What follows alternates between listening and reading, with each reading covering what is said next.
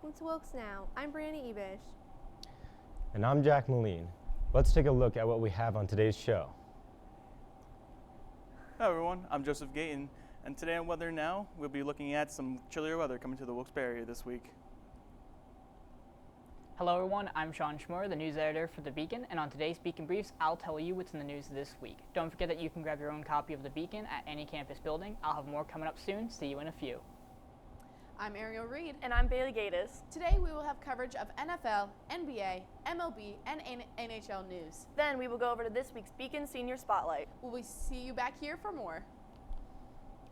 Join the Wilkes football team on Thursday, October 1st for a racial justice vigil. The team would like to make a peaceful statement of unity to stand up against racial and social injustice and inequalities of victims of police brutality. The event will begin at 7 p.m. at Evans Hall to walk over to Ralston Complex and Schmidt Stadium. Students are welcome to walk or drive in order to participate. If you have any questions, contact Associate Director of Diversity Erica Acosta at erica.acosta@wilkes.edu or football coach Jonathan Drack at jonathan.drack@wilkes.edu. The Wilkes University student body currently has one active positive case of COVID-19. There have been 34 positive testings in total. 33 of them have already been cleared.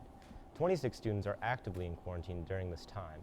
202 have been cleared from quarantine. If you would like to find more information about COVID-19 on campus, you can find it at www.wilkes.edu/COVID-dashboard to find more information. To report symptoms, or if you know of being in contact with someone who is now sick recently, you can contact the Wilkes Health and Wellness Services at 570-408-4730. Now let's check out this week's COVID-19 update.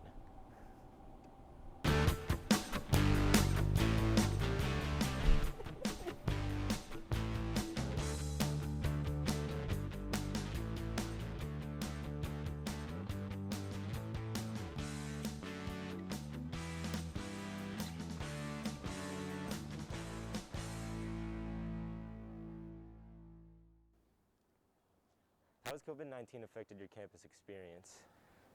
It has affected it a lot because being in pharmacy, we've been moved online for like the rest of this month, but it's moved everything online. I mean, it's been a smooth process and everyone's been handling it well, but it's been okay. COVID-19 has done some damage. It's kind of different, like being a freshman and seeing what I could have done versus what I am doing. Definitely getting involved in clubs is a lot more complicated now because you don't really get to go out and see what you want to do.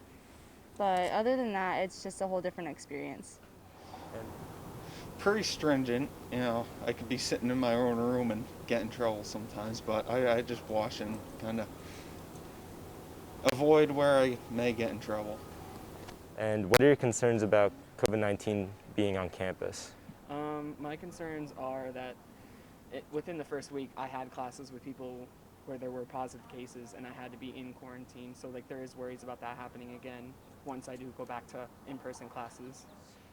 I don't really have too many right now because Wilkes is doing a really good job on keeping like COVID-19 a thing and like making sure we're safe and sanitary and all that. So Wilkes is doing good. All right, well, I'm not very concerned at all. I mean, I just wear everything so I don't want to get in trouble really. And you know, death rates are going down, cases are going up. We're kind of building herd immunity. I think we're pretty good. The Manuscript Society is Wilkes University's on-campus literature and art magazine, fully run by students.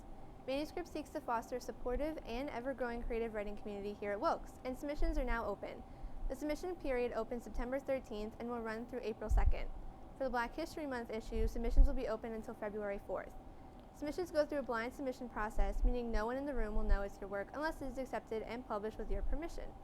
Anonymous submissions are not accepted. If you're interested, please submit your work to magazine@wilkes.edu with your Wilkes email and specify which issue, if not both, you want to be a part of. Now let's take it over to Sean for this week's Beacon Briefs. Welcome to the Beacon Briefs. I'm Sean Schmur, the news editor for The Beacon here at Wilkes. Here's what's happening. Wilkes University Civic Engagement Office is hosting Into the Streets on October 24th, a volunteering event that is meant to help local elderly residents. The goal of the event is for students to help residents clean up the outside of their homes and prepare for the winter season. Volunteers will be placed in teams of 3 to 5 students. They will be sent to homes throughout the community and be given assignments such as raking leaves, weeding, debris pickup, moving outdoor summer furniture into storage, changing smoke smoke detector batteries, and so on. Students can sign up through the Today at Wilkes email. The Office of Civic Engagement will keep sending these reminders to ensure as much participation as possible. In other news, Wilkes was ranked 217th out of 400 national universities in the 2021 edition of the U.S. News & World Report's Best Colleges, ranking of American colleges and universities.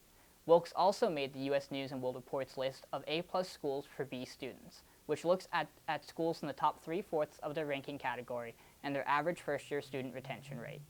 Wilkes was also ranked a top performer for social mobility for how well the school educates and graduates students who receive Pell Grants.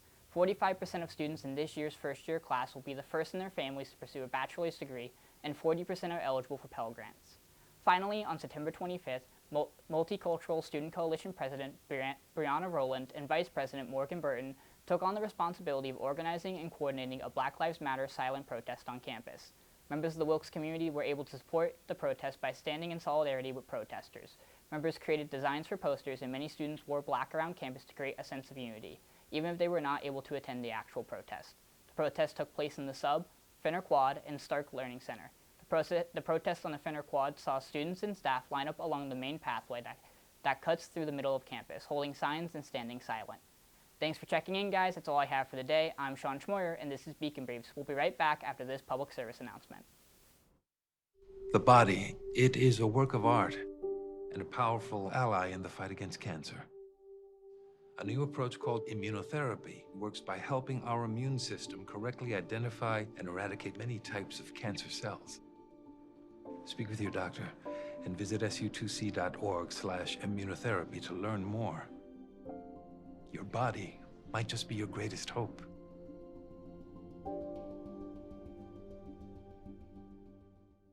You recycle, right?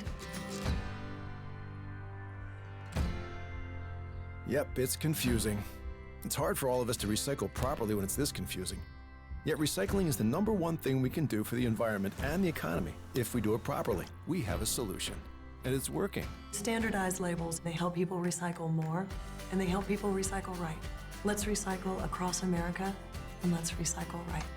To be part of the standardized label solution, visit letsrecycleright.org.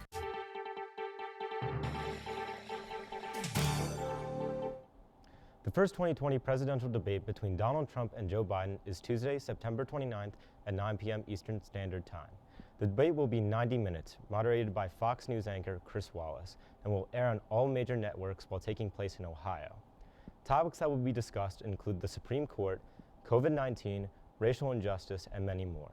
2 more debates will take place in the coming month, on October 15th in Miami and October 22nd in Nashville. Now let's take it over to sports with Ariel and Baylee.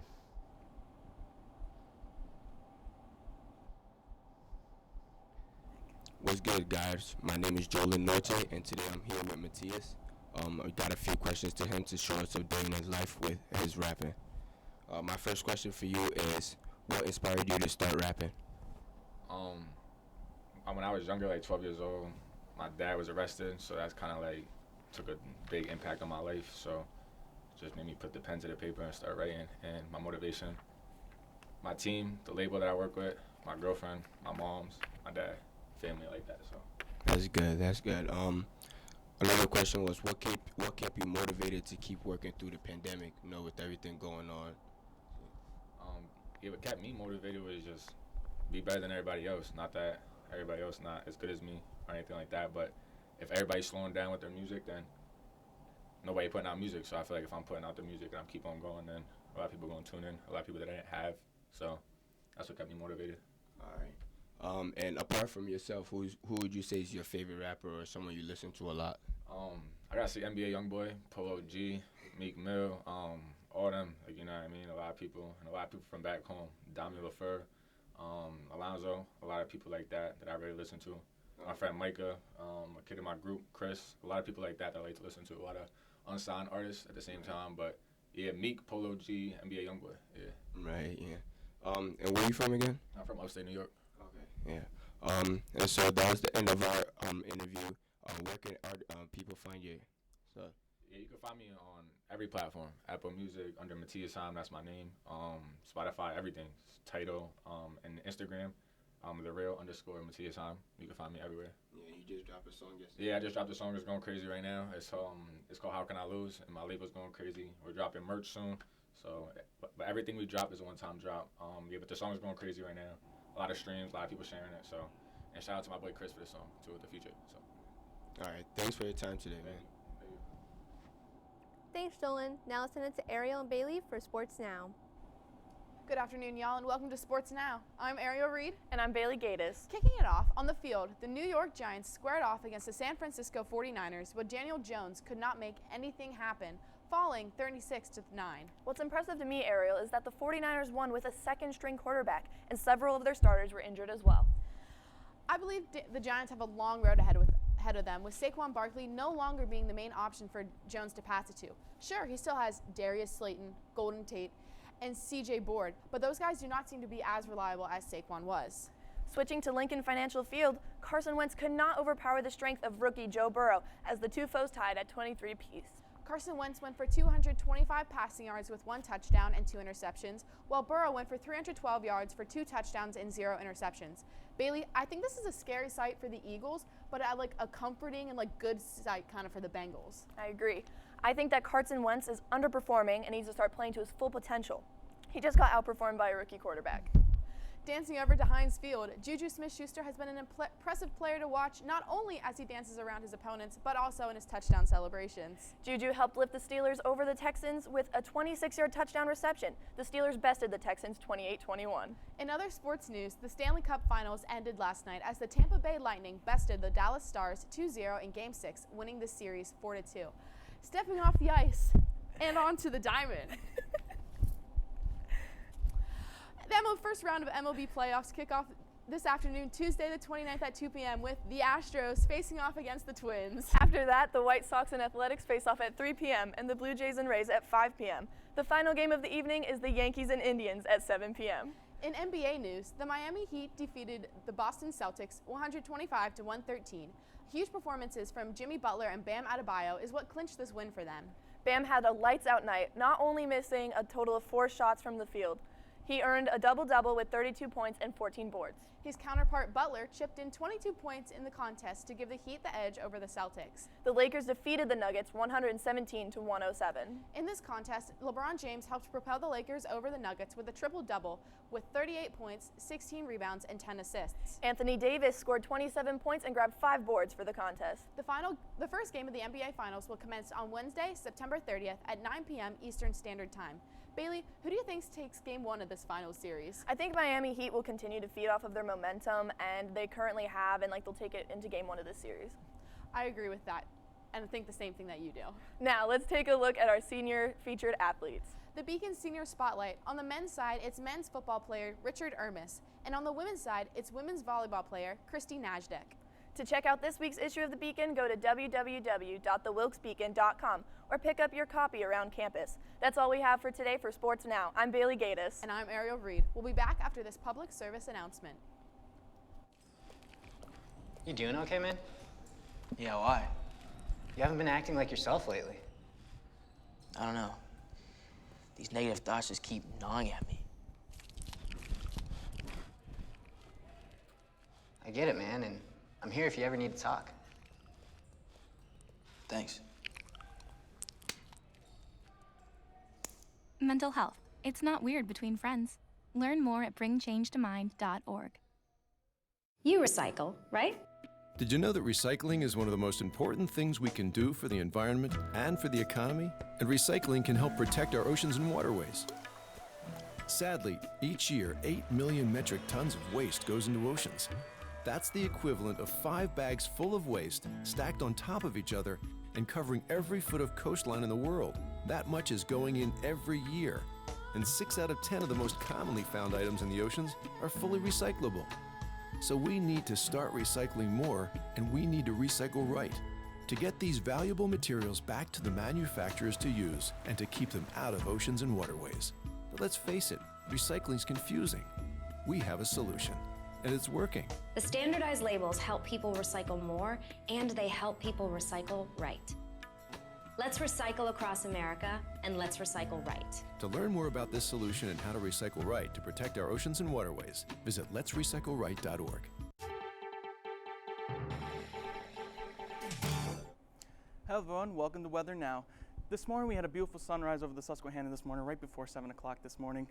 And it's expected to go down right before 7 o'clock tonight to give you a nice 12 hours of possible sunlight.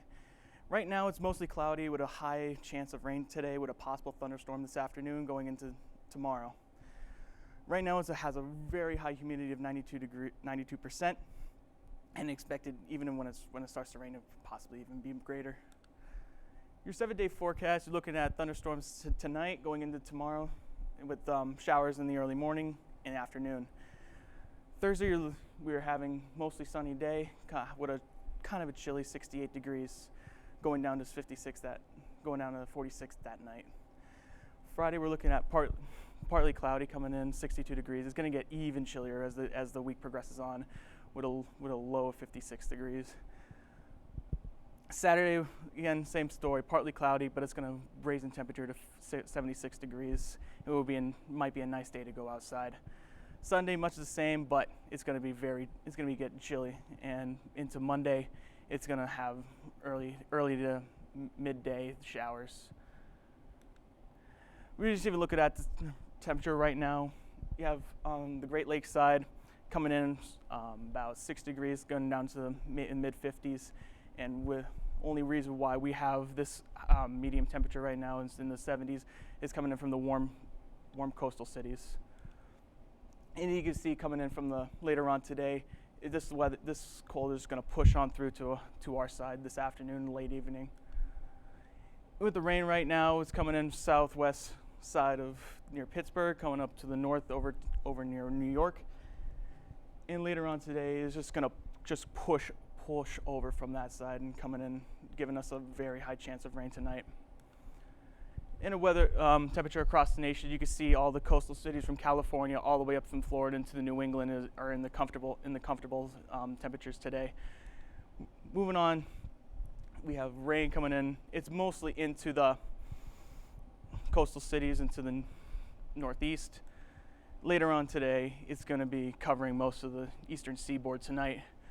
And I would especially like to send prayers out to the people in California dealing with the wildfires. Hopefully everyone stays safe in those conditions. Moving on to tomorrow, the only thing, rain is going to be pushing past us and moving into the New England and staying over the Great Lakes tonight into tomorrow. Looking ahead, it's starting to get a little bit chillier outside, so make sure you take a sweatshirt with you anywhere you can just to make sure if it gets cold, you're staying warm. And 3 words today when coming into in the week ahead: rain, wet, and muggy. Thank you very much. We'll send it back over to the anchor desk and have Seymour.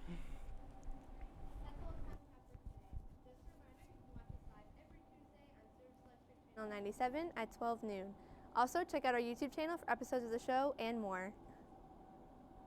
And in case you missed it, our broadcast re-airs every weeknight at 7:30 p.m. I thank you very much for watching. From all of us here at Wilkes Now, have a great week. Yay!